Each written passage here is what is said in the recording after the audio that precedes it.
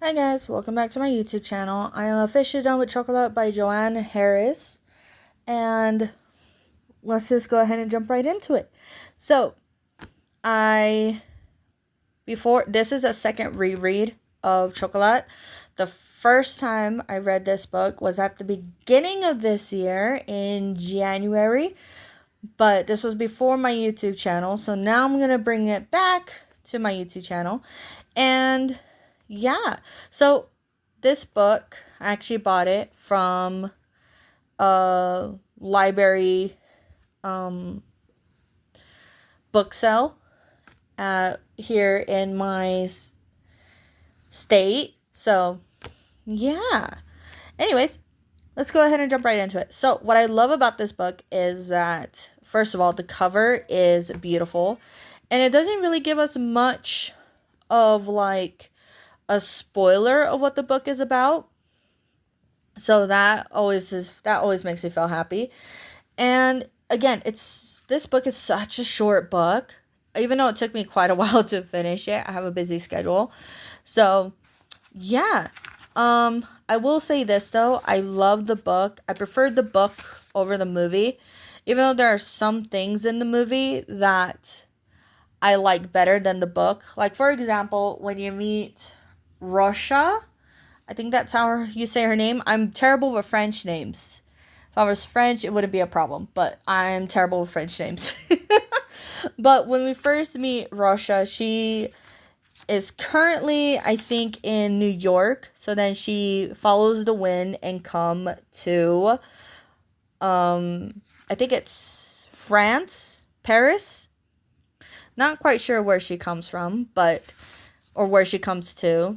But as she comes into this country, she finds herself surrounded in a carnival,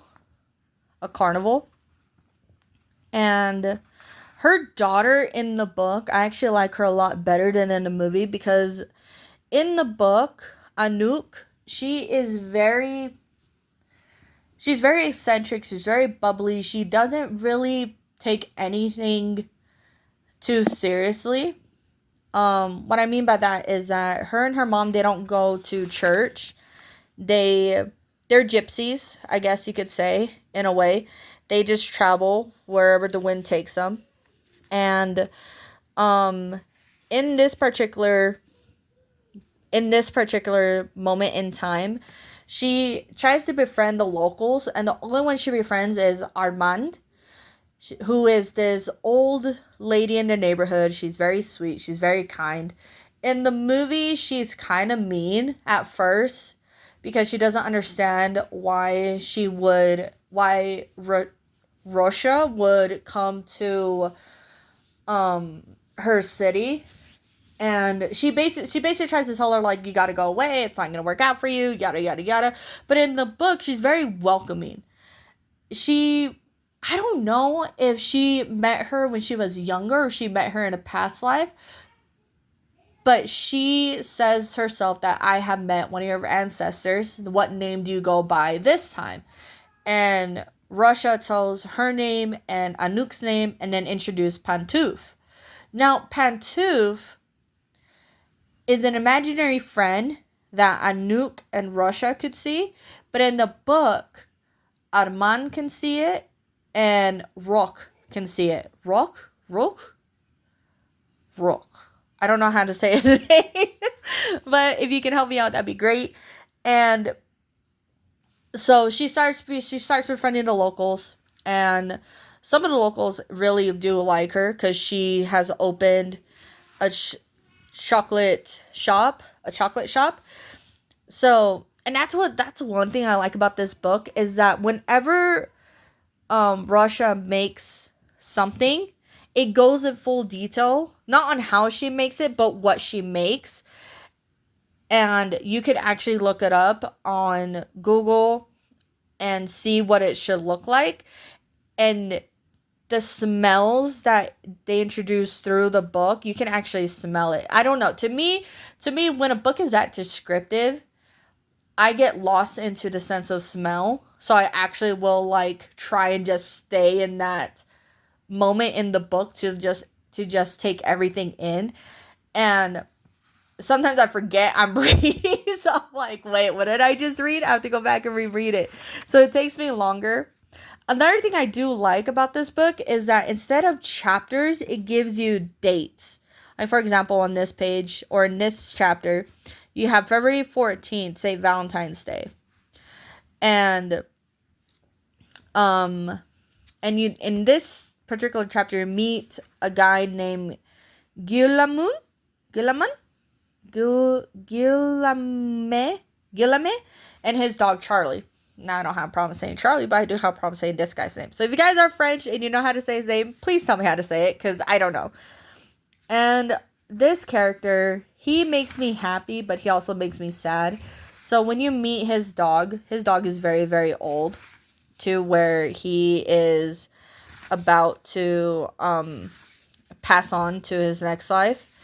And he's basically told by everybody in the village, and even the vet and even the priest, is that you need to put the dog down because he's not going to make it. He's going to die on you. And it's best to just put him out of his misery. Now, with him, what I like about that character, this is what I like about these characters, is that when they are told that they are, that they need to accept reality, they basically decide not to. For example, you have Gulaman and Charlie.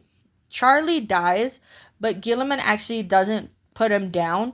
He just lets him enjoy the rest of his days, just happy-go-lucky, until one night when Charlie is whimpering and in pain, and instead of putting him out in misery, he just basically just lets him die instead of putting him out of misery. So I don't know. To me, I feel like it would have been better to just put the dog out of misery because it is in pain. But at the same time, you know, people are entitled to what they want to do with their animals and how they want to go about it. With Gilliman, the reason why he keeps him the way that he is because even though he knows he's dying, and even though he knows that he can spend tons and tons of money to keep Charlie alive for a couple of more years, he would just rather keep Charlie as he is and just let him go whenever Charlie is ready, instead of him deciding, yeah, it's easier for me to just put my dog down. So to me, I'm like, I really quite like that. Another character you get to meet who has that same mindset is Josephine.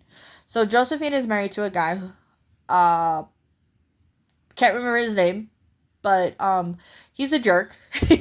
He's abusive. He's just one of the characters that I just despise. And Josephine, she wants to leave that relationship, but she doesn't know how until she meets Russia.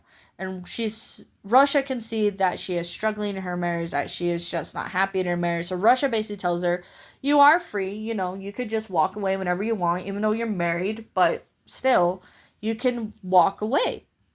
And at this point, Russia said, no, not Russia, but Josephine says, you know what, you're right, I'm gonna leave.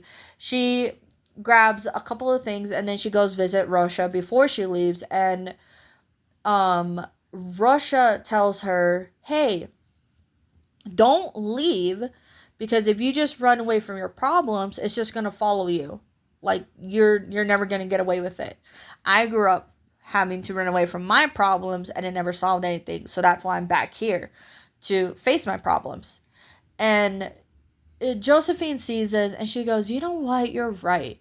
So I'm going to live with you if that's okay until I can get back on my feet. She goes, absolutely. Do whatever you do is necessary. And Josephine basically is able to find her self-worth, her self-esteem, and is able to just pick herself up and become instead of timid and scared, she's more outspoken. She's able to speak more of her mind, and she's just able to stand up for herself more. Now, another character that you get to meet who is just like this is Armand, who is the lady that first met Russia and basically opened her arms to her. Armand, she's diabetic.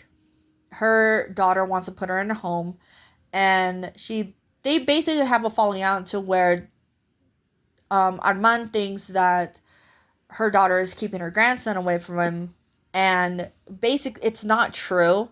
It's just they have such a falling out to where the grandson just feels like he can't go to his grandma because he wants to try and keep his mom happy. And if he does go visit grandma, he feels like he's gonna upset the mom. So they put this child in like a predicament to where the grandma sees him, and they basically end up meeting at the chocolate shop, and they have these like behind, like, in secrecy meetings away from the mom because the mom isn't gonna freak out. Now in the movie, when she does find out, she freaks out.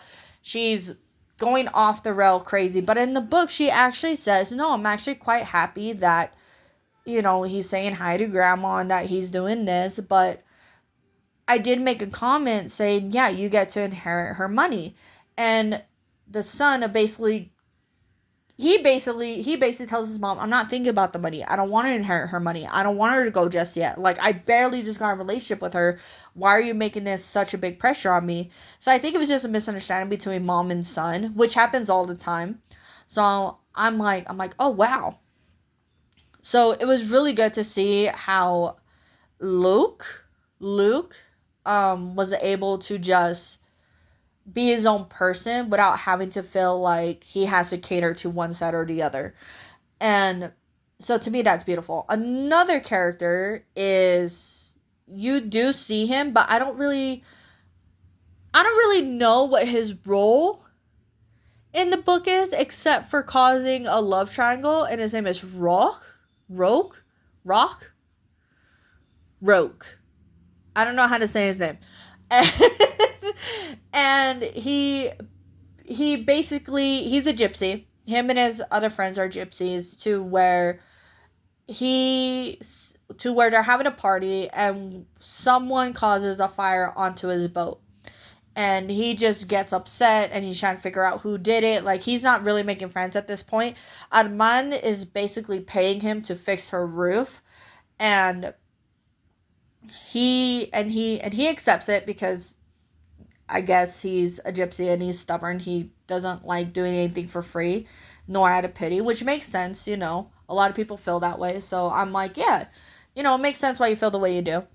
And when he finds out who was responsible for it, instead of going ballistic, he just goes, "You know what? It's fine. It's fine. I'm just glad I know who it was, and I have no animosity towards them." So I'm like, okay, that's cool. And then, yeah, it's just, this book is a really, really, it's really intriguing, and it definitely has a lot of charm. Like, I can agree with this comment right here. Harris writes with verve and charm. I don't normally read the reviews because to me it just feels like the reviews are already biased. But with this comment, I can definitely agree with it. And I'm like, yeah, no, it definitely has a lot of charm. It definitely has like a lot of like lessons they can take from it. And honestly, this book, it basically, to me, it resets me. It doesn't feel like I had to finish it just to keep going with another project. It just feels like, you know what? I can actually just relax and just read the book and just enjoy for what it is, instead of having to be like, oh my gosh, okay, now I finished this book, now I gotta read the next book. Even though I will say, I did not know this was a series, because now I have to read Peaches for Father Francis. Father Francis is another character I don't like. I don't like him. I didn't like him in the movie. I didn't like him in the book. And so to me, I'm like, yeah, that's one character I don't really like. But I'm curious to see if this is Peach or Father Francis, if it'll like have him have a character growth, or if it'll basically keep them the same. So I'm a little curious. I do want to read the second book. So with that being said, if you like this book, I suggest you pick it up and read it. I'm going to rate this book a 5 out of 5. The first time I read it, I rated it a 5 out of 5, but rereading it again, it's still a 5 out of 5. I like the characters. I love the storyline. I love the growth of the characters. And I'm more interested to see on what happens in the second book, because it builds up to the second book.